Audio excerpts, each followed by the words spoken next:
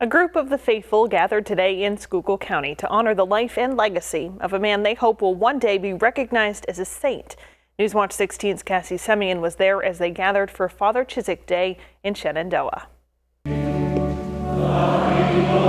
For nearly 40 years, the Father Walter Ciszek Prayer League has been celebrating the Shenandoah natives' return to the United States. Father Ciszek, who died in 1984, was held captive in Russia for 23 years, as the Soviets believed him to be a spy. His family believed him to have been killed overseas, until they began receiving letters from Russia.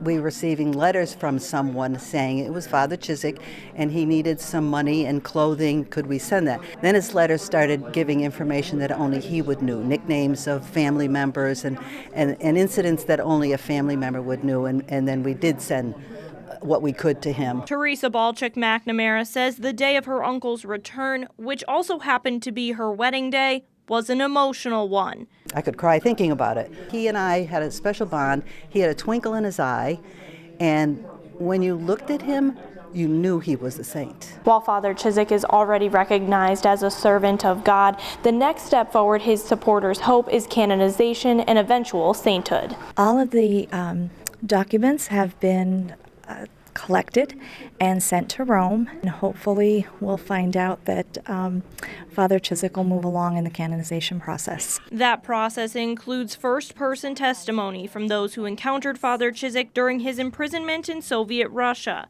If that testimony is accepted by the Vatican, the Pope then requires investigation into 2 miracles before Father Ciszek can be considered a saint. But some say they already know in their hearts that Father Ciszek is a saint among them. Even though it may not happen in my lifetime, I recognize him as a priest and a special person and even a saint in my life. Cassie Semyon, Newswatch 16, Schuylkill County.